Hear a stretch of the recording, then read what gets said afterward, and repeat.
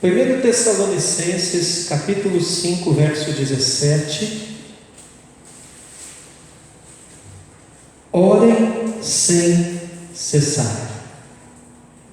Amém? Orem sem cessar. Vamos repetir? Repita após mim. Orem sem cessar. Algumas traduções dizem orai sem cessar. Irmãos, o tema da noite de hoje é a oração e a guerra espiritual. A oração e a guerra espiritual. Esta é uma mensagem, irmãos, sobre a realidade da oração e o potencial que a oração tem de nos reconectar com Deus. E quando essa reconexão acontece, isso se dá por meio de um relacionamento de autoridade espiritual. Amém? Então, a palavra que Deus está nos trazendo nesta noite, a oração e a guerra espiritual, é uma mensagem sobre a realidade da oração e o seu potencial de nos reconectar com Deus em um relacionamento de autoridade espiritual. Amém? Glória a Deus.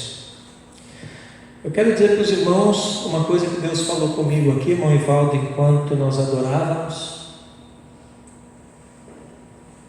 que absolutamente tudo é possível através da oração. Você vai ouvir Deus falar com você, e Deus falou claramente ao meu coração: diga para eles que absolutamente tudo é possível através da oração. Aleluia, Jesus, glória a Deus. Mas se tudo é possível através da oração, por que algumas coisas ainda não aconteceram? Porque não chegou o tempo. Continue perseverando. Lembrando que a chave das orações respondidas está no alinhamento com a vontade de Deus na sua palavra. Amém?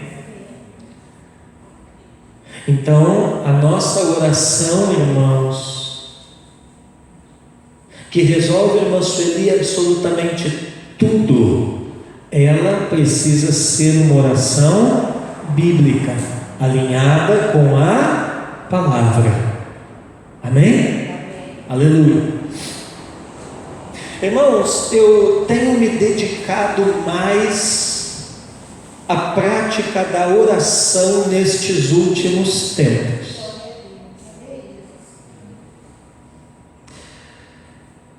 E hoje pela manhã, o Espírito Santo, irmão Luiz, me trouxe um entendimento sobre a conexão que existe entre oração e a constante guerra espiritual que nos rodeia. A guerra espiritual à nossa volta, irmãos, todo mundo aqui sabe muito bem disso. Ela é implacável e constante. Então, eu entendi a conexão entre essas duas realidades, irmãos, no sentido de que a realidade da oração tem esse poder de nos reconectar, de nos religar no relacionamento com Deus, tal como ele acontecia desde o Éden. Vou repetir. A realidade da oração tem o poder de nos reconectar no relacionamento com Deus, exatamente como isso acontecia desde o Éden. Amém. Agora, quando nós pensamos no Éden, irmãos, nós precisamos entender que o Éden era um lugar, era um ambiente de exercício de autoridade sobre a criação. Amém? O Éden era um ambiente onde a autoridade do homem sobre a criação era exercitada. Lá em Gênesis capítulo 1, versos 26 ao 28, está escrito assim, Gênesis 1, 26 ao 28, e Deus disse: façamos o ser humano a nossa imagem, conforme a nossa semelhança. Agora presta atenção nisso aqui, tenha ele domínio. Diga comigo, tenha ele domínio sobre os peixes do mar, sobre as aves dos céus, sobre os animais domésticos, sobre toda a terra e sobre todos os animais que rastejam pela terra. Assim Deus criou o ser humano à sua imagem, a imagem de Deus o criou, homem e mulher os criou, e Deus os abençoou e lhes disse: sejam fecundos, multipliquem-se, encham a terra e sujeitem-na. Diga comigo, sujeitem. O que é sujeitar, irmão Ivaldo? É dominar. E aí a próxima frase começa dizendo de novo: tenham domínio. Diga comigo, tenham domínio sobre os peixes do mar, sobre as aves dos céus e sobre todo animal que rasteja pela terra. Interessante, né, que Deus deu a eles capacidade para dominar toda a criação, inclusive todo animal que rasteja pela terra, mas foi justamente o animal que rasteja pela terra, a serpente, que os derrubou. Mas isso é tema para uma outra mensagem.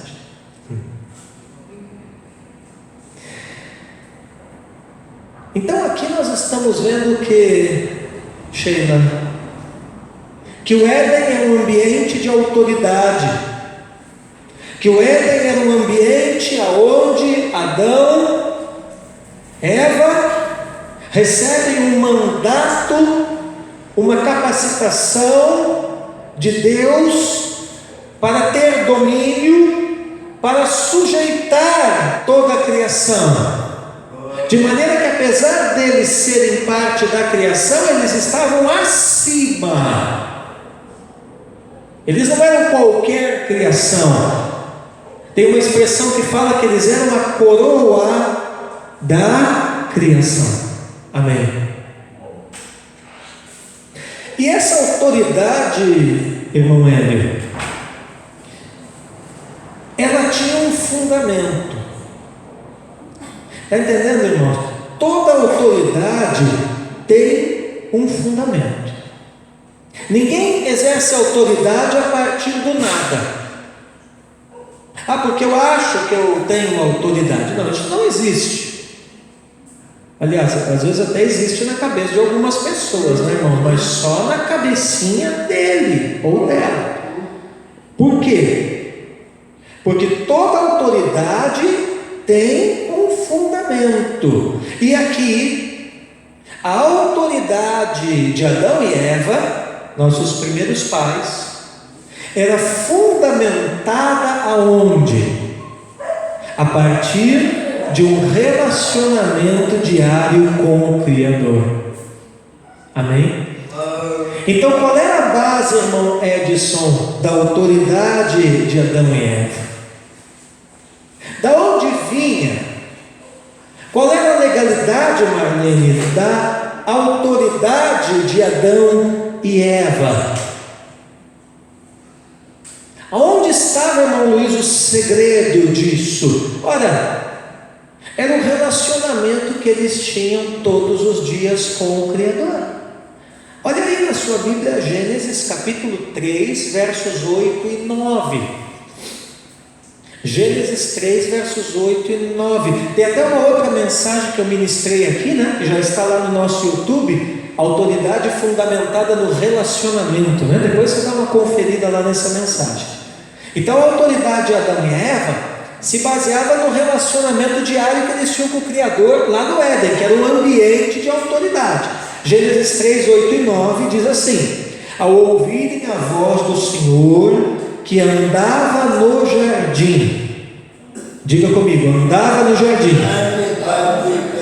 diga, andava no jardim, quando soprava o vento suave da tarde, o homem e a sua mulher se esconderam da presença do Senhor entre as árvores do jardim.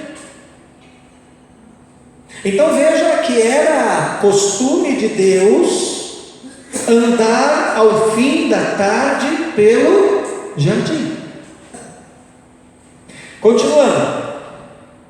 E o Senhor Deus chamou o homem. Repita após mim. O Senhor Deus chamou o homem. Qual era o costume do Senhor Deus? Andar no fim da tarde pelo jardim e chamar o homem.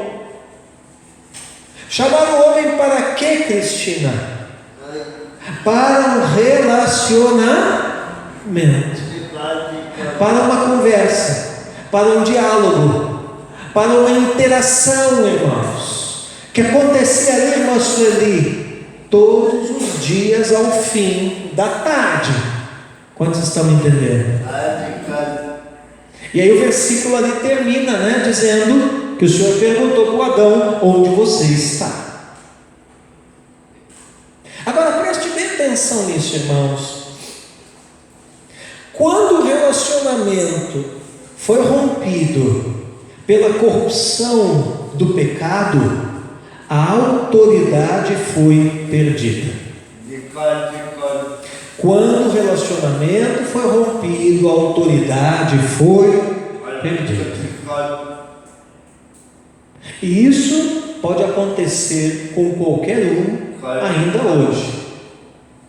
Então, por nada você deve romper o teu relacionamento com Deus. E o objetivo número 1 do inimigo das nossas almas, do inimigo da sua alma, do inimigo da sua vida, da sua casa, da sua família, dos seus sonhos, que se chama Satanás, o objetivo número 1 dele é o mesmo: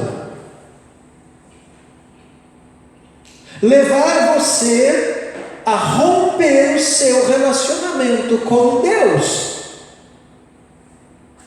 Por quê? Porque o diabo sabe que quando o relacionamento é rompido, a autoridade é perdida. Amém? Está entendendo? Amém. E quando a autoridade de Adão foi perdida, porque o relacionamento se rompeu, o que aconteceu com Adão e Eva, que antes estavam acima? Eram parte da criação, mas não qualquer criação. Eles eram o domínio, o governo, a coroa da criação. Quando o relacionamento foi rompido e eles perdem a autoridade, o que aconteceu? Eles foram nivelados com todo o restante da criação. Então eles não estavam mais no domínio, no governo da criação. Agora eles estavam no mesmo nível de qualquer coisa, de qualquer ser da criação. De maneira que o homem então ali deixa de ser filho de Deus para se tornar criatura de Deus. E não é exatamente o que acontece conosco, ao contrário, quando nós arrependemos dos pecados e confessamos Jesus como Senhor e Salvador, aí então a gente deixa de ser criatura de Deus para voltar a ser novamente filho e filha de Deus. Aí é um processo ao contrário, que nós chamamos conversão. Arrependimento mais fé é igual conversão. Todo mundo aqui aprendeu isso no discipulado. Amém? Aleluia. Então olha ali Gênesis 3, o verso 17, 18 e 19. Gênesis 3, o verso 17, 18 e 19. Diz assim a Bíblia: E Adão disse: por ter dado ouvidos à voz de sua mulher e comido da árvore que eu havia ordenado que não comesse, maldita é a terra por sua causa. Então a terra que antes era bendita tornou-se, pela desobediência de Adão, maldita. Por isso, irmãos, que desobediência sempre é um mau negócio. Por quê? Porque o fruto da desobediência é maldição. Você está entendendo? Não precisa ninguém nos amaldiçoar. Não precisa um demônio lá no inferno, Satanás, um homem, não sei quem, alguém nos amaldiçoar. Não. Basta nós desobedecermos. E a maior parte das maldições que muitas vezes nos atingem, e aí nós temos que ficar arrependendo, confessando, abandonando, quebrando maldição, irmãos, eu arrisco dizer que não tem quase nada a ver com Satanás. É coisa nossa mesmo, quando a gente teima em desobedecer a Deus. Então, aí continua ali a leitura: maldita é a terra por sua causa, em fadigas você obterá dela o sustento durante os dias de sua vida. Diga comigo, em fadigas. Esse é um outro problema da desobediência, irmão. A desobediência, ela vai trazer canseira, cansaço. Amém? Em fadigas. E aí continua a leitura: ela produzirá também espinhos e ervas daninhas. Por que a terra, Cauê, não produzia mais coisas boas? Porque Adão não era mais autoridade, ele estava no mesmo nível da terra, ele estava no mesmo nível dos animais, ele estava no mesmo nível de tudo, de todo o restante da criação. E você comerá a erva do campo. Olha ali: no suor do seu rosto você comerá o seu pão, até que volte à terra, pois dela você foi formado, porque você é pó, e ao pó voltará. Isso quer dizer então que antes de desobedecer eles não voltavam ao pó, eles não morriam? Não. Por isso que desobediência é um mau negócio, porque toda desobediência, além de gerar maldição, além de gerar cansaço, além de gerar um caminho espinhoso, ela também acelera a morte. Amém? Então, com a perda do relacionamento, veio a perda da autoridade. Mas, glória a Deus, Deus sempre nos surpreende, né, irmãos? A Bíblia fala que houve uma próxima geração piedosa, os descendentes de um outro filho que Adão e Eva tiveram no lugar de Abel, que foi Sete. E a geração piedosa de Sete entendeu no Senhor que a autoridade dos seus pais poderia, apesar do pecado, ser restabelecida. A geração piedosa de Sete entendeu no Senhor que, apesar do pecado, a autoridade dos pais poderia ser restabelecida. A santidade, a piedade numa geração sempre abrirá caminho para os entendimentos que precisam ser alcançados no Senhor. Se você não está entendendo alguma coisa na sua vida, o Senhor vai te esclarecer, mas você precisa santificar-se para Ele. Porque enquanto você se santificar ao Senhor, as respostas virão. Aleluia. Tem um versículo que eu gosto muito lá no livro de Jó, no final do livro, que diz que enquanto Jó orava pelos seus amigos, o Senhor mudou a sorte de Jó. Glória a Deus. Glória a Deus. Eu não sei você, mas eu preciso que a minha sorte, que o meu destino profético seja mudado, e bem mudado. Então, qual é o caminho? É o mesmo caminho que Jó fez: interceder ao Senhor, orar ao Senhor. Aleluia.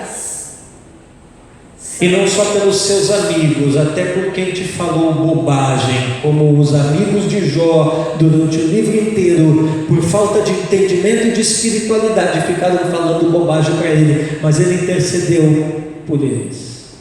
E o Senhor mudou o destino, mudou a história, virou a página, mudou a vida, mudou a família, mudou as finanças, mudou a sorte de Jó. Aleluia. Não existe o que Deus não possa fazer pela oração. E é justamente isso, irmãos, que Sete e os seus descendentes descobriram. O que eles descobriram? Aleluia! Que a autoridade de Adão e Eva, apesar do pecado, poderia ser restabelecida.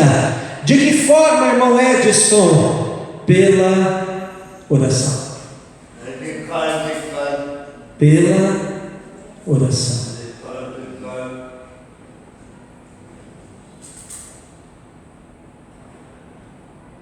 Gênesis 4:26 diz: a Sete nasceu-lhe também um filho, ao qual pôs o nome de Enós.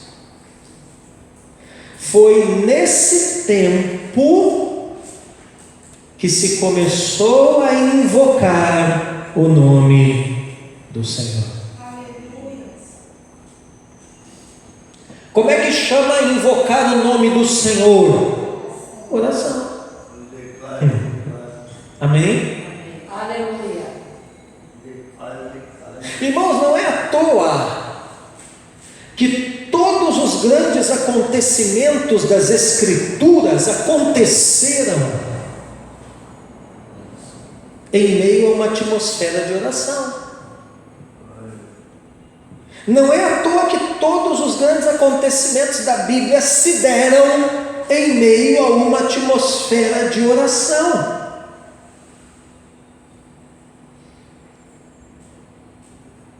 Antes da oração, vamos a um exemplo. Quando nós lemos no início deste culto, 1 Crônicas 29, do 10 ao 19, é um texto que fala da sucessão de Salomão no trono de Davi, no lugar de Davi, seu pai, e as ofertas para o templo. E Deus confirma Salomão como descendente de Davi no trono através da generosidade das mãos do povo, dos líderes, que trazem ofertas nunca antes vistas para a construção do templo lá em Jerusalém. E Davi então fica impactado e ele entra na presença do Senhor dizendo: quem sou eu e quem é a minha casa para que me trates dessa maneira, ou seja, para que seja, Senhor, tão bom para comigo. Aqui é um exemplo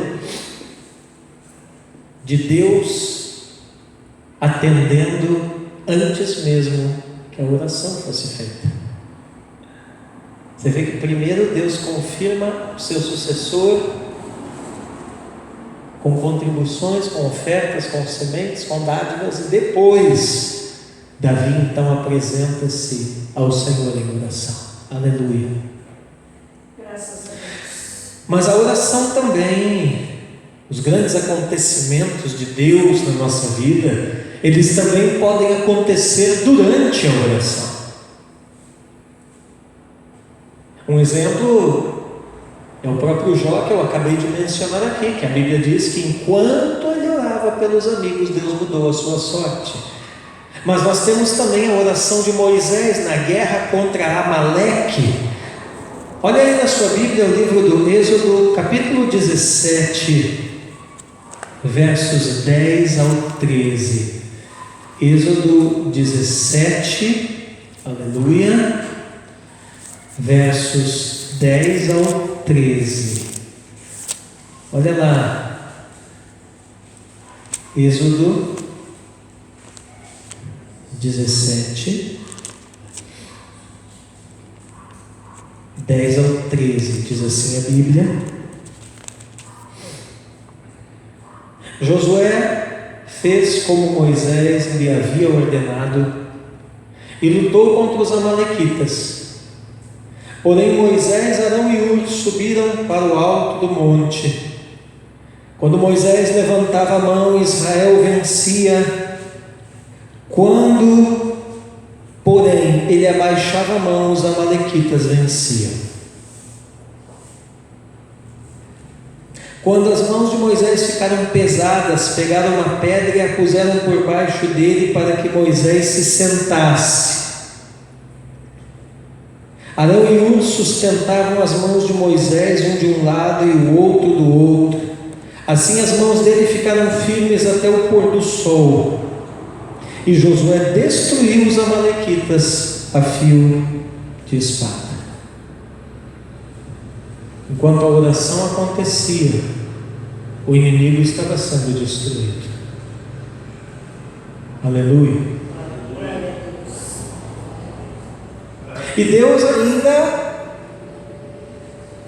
vai realizar grandes acontecimentos, não só antes da oração ou durante a oração, mas também depois da oração. E um exemplo para nós nessa noite na Bíblia é aquela oração de 21 dias que o profeta Daniel faz pedindo entendimento a Deus a respeito dos últimos dias. Daniel capítulo 10, versos 12, 13 e 14. Daniel 10, versos 12, 13 e 14 diz assim: Então ele me disse: Não tenha medo, Daniel, porque as suas palavras foram ouvidas desde o primeiro dia em que você dispôs o coração a compreender e a se humilhar na presença do seu Deus. A gente pensa, irmãos, que Deus não ouve, mas Deus ouve. Desde o primeiro dia. Foi por causa dessas suas palavras que eu vim. Você percebe aqui como nós temos que vigiar com as nossas palavras e como as palavras são importantes e como as palavras podem pesar para bem ou para mal. Aqui um grande príncipe espiritual está falando com Daniel e dizendo: Eu vim por causa das suas palavras em oração. Quando nós oramos, Ele vem. Glória a Deus. Ele vem. É verdade. Mas o príncipe do reino da Pérsia, que aqui é um principado demoníaco, né? Me resistiu durante 21 dias. Porém, Miguel, um dos príncipes mais importantes, veio me ajudar. E eu fiquei ali com os reis da Pérsia. O mundo espiritual é real. Guerras acontecem lá. Agora vim para fazer com que você entenda o que vai acontecer com o seu povo nos últimos dias, porque a visão se refere a dias ainda distantes. Amém? Então, irmãos, todos os grandes acontecimentos da Bíblia se deram em atmosfera de oração, antes da oração, durante a oração, depois da oração, mas fato é que houve oração. Amém? Aleluia. Nada de grande acontecerá na nossa vida se não houver oração. Eu estou esperando o cumprimento de uma grande promessa que Deus me fez. Eu acho que todo mundo aqui tem grande promessa que Deus fez na sua vida. Não tem como congregar aqui e não ter grande promessa de Deus na sua vida. Mas a questão é a seguinte: você está orando? Então nós temos estabelecido aqui a realidade da oração como aquela ferramenta que vai reconectar a humanidade com a autoridade original lá do Éden, que fora perdida. É disso que Tiago está falando no capítulo 5, verso de número 17. Elias era homem semelhante a nós, sujeito aos mesmos sentimentos. Elias também ficava desanimado, né? Tem uma passagem da Bíblia que ele deita desanimado no meio do deserto e pede para morrer. E orou com fervor. Então a Bíblia está dizendo que Elias, alguém igualzinho a mim e a vocês, orou com fervor, para que não chovesse sobre a terra. Olha aí, o governo sobre a criação, a autoridade sobre a criação. Elias, além de Sete, além de Enos, seu filho, também descobriu que a oração traz aquela antiga autoridade no Éden perdida, sobre a criação. Orou que não chovesse sobre a terra, e por 3 anos e 6 meses não choveu. Depois orou de novo, e então o céu deu chuva, e a terra produziu os seus frutos.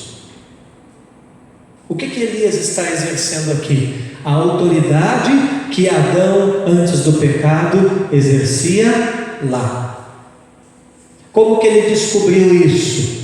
Oração. Oração. Então é por esse motivo, irmãos, que a Escritura nos exorta várias vezes sobre a necessidade da oração. E é por isso que nós vemos ataques incessantes das trevas para nos paralisar de orar. Eu quero dizer para você, não é você que cansa de orar, é o diabo que te paralisa. Você precisa vencer isso. Aleluia. Você precisa vencer isso, e você tem autoridade para vencer isso em nome de Jesus. Aleluia. Não é você que desacreditou de orar, é o diabo que colocou um pensamento de incredulidade e está tentando fazer você acreditar nisso. Você precisa vencer isso. Amém? Porque a obra do diabo é essa, irmãos, é tentar nos paralisar de orar. Olha aqui, ó, a oração dos cristãos, a nossa oração é o motivo de maior preocupação e temor do diabo. O diabo não tem tanta preocupação e temor de anjos de príncipes, de Miguel, de Gabriel e tal, do que de um crente que ora. O diabo tem medo de você quando você ora. O diabo tem medo de você quando você ora. O diabo fica preocupado com você quando você ora. Por quê, irmão? Porque quando você ora, você está resgatando a autoridade original lá do Éden. E aí você vai começar pela oração a exercer a autoridade sobre os céus da tua casa, sobre os céus da tua igreja, sobre os céus do teu trabalho, sobre os céus da tua cidade, sobre os céus do teu casamento, das tuas finanças, dos teus filhos. E o diabo não vai conseguir botar o dedo dele ali. Mas você precisa se manter orando.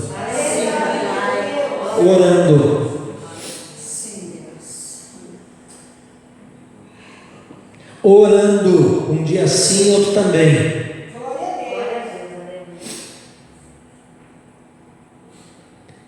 Jesus Cristo é o maior exemplo de oração. É interessante que a Bíblia cita pouco das ocupações de Jesus. É interessante que a Bíblia traz uma seleção das suas muitas palavras e um breve relato das suas muitas ações. Tem muita coisa que Jesus fez, falou, que não está registrado na Escritura. O próprio Evangelho de João diz isso.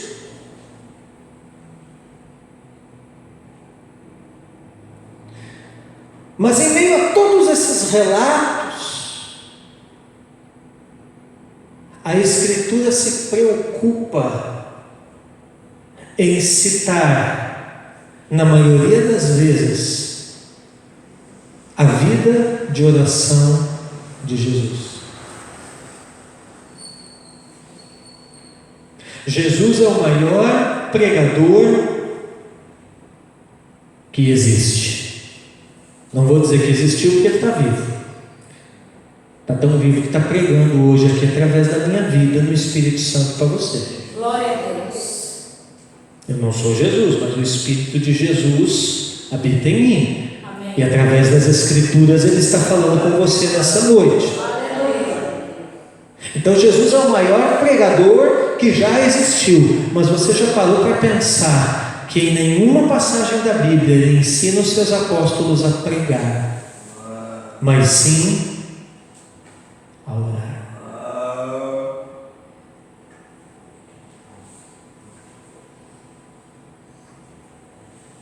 Porque quem orar bem, pregará bem. Porque quem orar bem, trabalhará bem. Irá bem no casamento. Educará filho bem.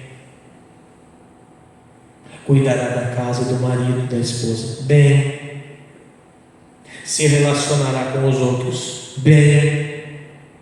Quem orar bem, tudo para ele, mesmo que passe tribulações, mas até nas tribulações ele irá bem. Deus quer que você vá bem. Está entendendo, Solano? Deus quer que nós vá bem. O maior interessado no teu bem, no meu bem, é o Senhor. Então, irmãos, por isso que Jesus se preocupou em ensinar seus apóstolos a orar, não a pregar. Não a expulsar demônio. Eles expulsaram um monte de demônio, fizeram um monte de coisa. Mas se você olhar na Bíblia, o ensino de Jesus para eles foi a oração. Aleluia. A oração encheu a vida de Jesus aqui na terra, irmãos. Marcos 1,35, já estou indo para o final aqui. Marcos 1,35, diz assim a Bíblia, ó: tendo se levantado de madrugada, quando ainda estava escuro, Jesus saiu e foi para um lugar deserto, e ali orava. Diga comigo, e ali orava. Jesus é Deus. Deus orou. Jesus é Deus. Deus orou. Glória a Deus. Orou inclusive e ora por você. Então, quando o diabo disser para você que ninguém se importa com você, que ninguém ora por você, isso é mentira, porque Jesus orou e continua vivo no céu orando por nós. Aleluia. Só que não adianta Jesus orar por você no céu e você não orar por você na terra, meu irmão. Porque tem que haver uma conexão, uma ponte entre o céu e a terra. E quem Ele deixou aqui na terra para ser cheio do Espírito Santo e orar, inclusive por você mesmo e pelos outros, é você. Sou eu, somos nós. É a igreja. A igreja é uma comunidade predominantemente de oração, irmãos. Amém? Toda essa outra coisa nada que a gente vê por aí com nome de igreja, com cara de igreja, com jeito de igreja, se não for consequência da oração, não tem valor nenhum. Então a vida de Jesus foi e é uma vida de oração. E olha aqui para mim, ser imitador de Jesus é orar como Ele orou. Se a vida de Jesus é vida de oração, e Efésios 5:1, a Bíblia diz: sejam imitadores de Deus como filhos amados. Se a vida de Jesus, a vida de Deus Filho é vida de oração, imitar Jesus então é ter uma vida de oração. Aleluia. Glória a Deus. Deus quer que você tenha uma vida de oração. É a vontade de Deus. Os grandes momentos da vida de Jesus foram uma atmosfera de oração. Você percebe que Jesus começa o seu ministério orando ao Senhor. Quando ele recebe o batismo na água de João e o batismo no Espírito Santo e termina ali o seu ministério orando na cruz. Perdoa-lhes porque não sabe o que faz. O que era isso? Uma oração. Do início ao fim, Jesus é oração. Então, quando você olha o registro da Bíblia, das declarações de Jesus, dos atos de Jesus, meu irmão, do início ao fim, nós vemos Jesus ensinando os discípulos a orar. Irmã Roselane, a lição mais importante e mais urgente que nós precisamos aprender é a oração. Glória a Deus. Irmãos, nós precisamos resgatar a oração aqui nesta igreja.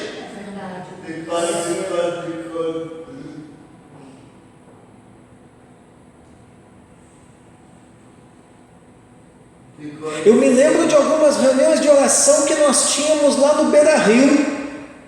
Lembra a noite que na oração no templo tinha mais irmão até do que no culto no domingo. Irmãos, nós temos que resgatar isso. Você lembra quando você orava naquele tempo? E outras ocasiões da sua vida que você estava intenso na oração, você lembra o que Deus deu, você lembra o que Deus fez, você lembra o que Deus operou na tua vida, na igreja, na tua família, na cidade.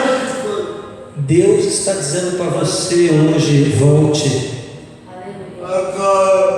Volte à vida da oração, à vida devocional. Volte.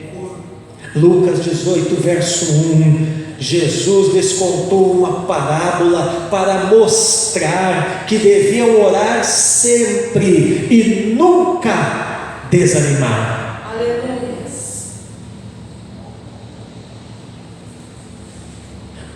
Deviam orar sempre e nunca desanimar. Não desanime da oração. Aleluia. O batismo de João e o batismo do Espírito Santo foram um momento notável na vida de Jesus. Por quê? Porque foi a partir daí que ele começou o seu ministério. Amém? E esse momento se deu em oração. Olha aqui, irmãos, Lucas capítulo 3, verso 21 e 22, é uma coisa que pouca gente percebe nesse trecho. Lucas 3, 21 e 22, diz assim: ao ser todo o povo batizado, Jesus também foi batizado. E aconteceu que, enquanto ele orava, diga comigo, enquanto ele orava. Enquanto o quê? Ele orava, o céu se abriu. Você quer céu aberto? Ore.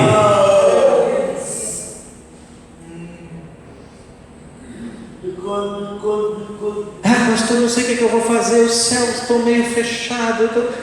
Ore. E o Espírito Santo desceu sobre ele. Perceba que o céu não só se abriu, mas alguém veio de lá.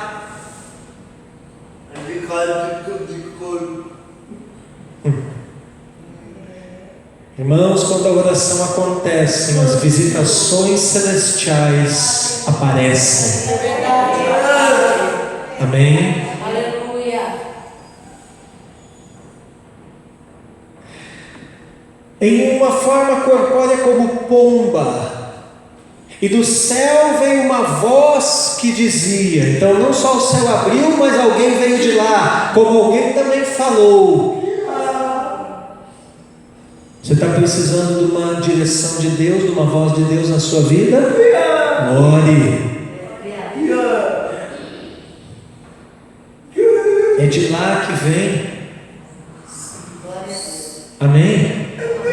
Por que você está procurando aqui aquilo que vem de lá? É que nem quando Jesus ressuscitou, o anjo olhou e disse assim: por que vocês procuram entre os mortos aquele que vive? Irmão, para de procurar aqui pelo que deve vir de lá. Sim, papai. Estou numa busca, pastor, e não acho. É claro, não vai achar nunca se está procurando aqui, porque desse mundo aqui não dá para esperar nada mesmo, meu irmão. É de lá. Eu estou numa busca por algo de lá.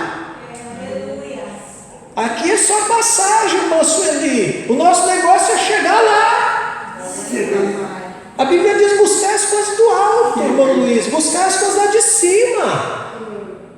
Ah, mas a gente tem que trabalhar, comer, beber, pagar conta. Tudo bem, isso faz parte do dia a dia, da vida, irmão. Mas isso não é a prioridade. A prioridade é as coisas lá de cima. Isso faz parte. Inclusive até a Bíblia diz que se nós buscar primeiro as coisas lá de cima, né, essas outras coisas que faz parte é acrescentado. Deus, então está tudo certo. Amém?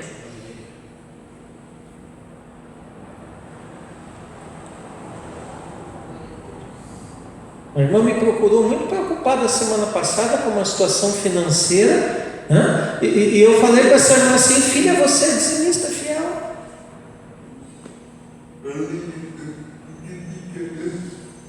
Então está tudo certo. Não tem como Deus não honrar.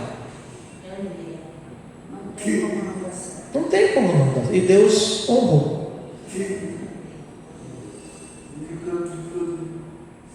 Aleluia. E eu estou feliz nesse caso porque meia oração minha já foi respondida, mas eu não quero meia oração, eu quero oração inteira. Não pense não que eu não oro pelos irmãos. Amém? Tem gente aqui que está na minha mira há semanas, irmãos, e nem sabe. Alguns há anos e nem percebem. Então, olha aqui. Enquanto ele orava, Solange, enquanto nós oramos, os céus estão trabalhando, os céus estão se abrindo, Deus está vindo de lá, a voz de Deus está falando. É enquanto nós oramos, irmãos. E perceba, Marlene, que assim como Jesus orava, nós também devemos orar. A verdade é que se nós orássemos como Cristo orou, nós seríamos como Ele foi e viveríamos como Ele viveu.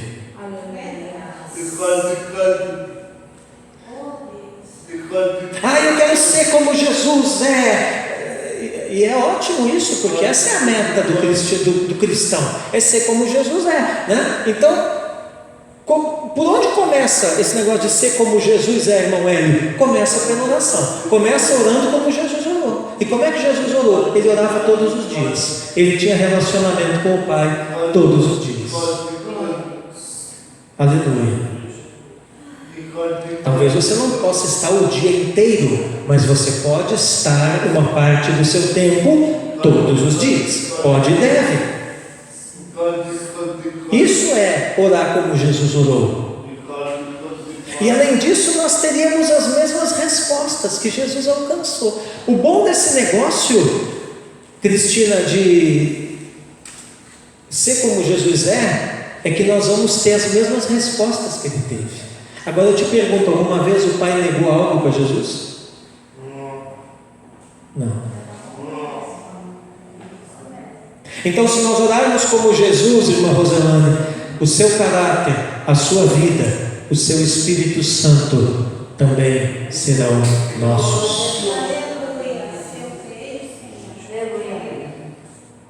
Está entendendo, Cheio? Eita glória.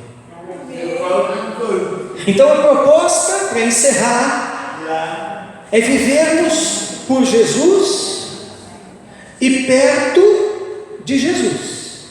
A proposta é sermos contagiados na terra pela vida no céu. Você sabia que o céu está vivo? Às vezes o diabo tenta colocar um pensamento na sua cabeça que o céu não está te vendo, que o céu está fechado, que o céu está parado, que o céu está morto, que o céu está isso, que o céu está aquilo. Meu irmão, o céu está mais vivo e ativo do que você pensa. E a vida celestial é a vida de oração. A oração, ela é essa carruagem espiritual que pode nos levar a enxergar o céu pelo lado de dentro. Pelo lado de dentro. Eu termino com Hebreus 7:25.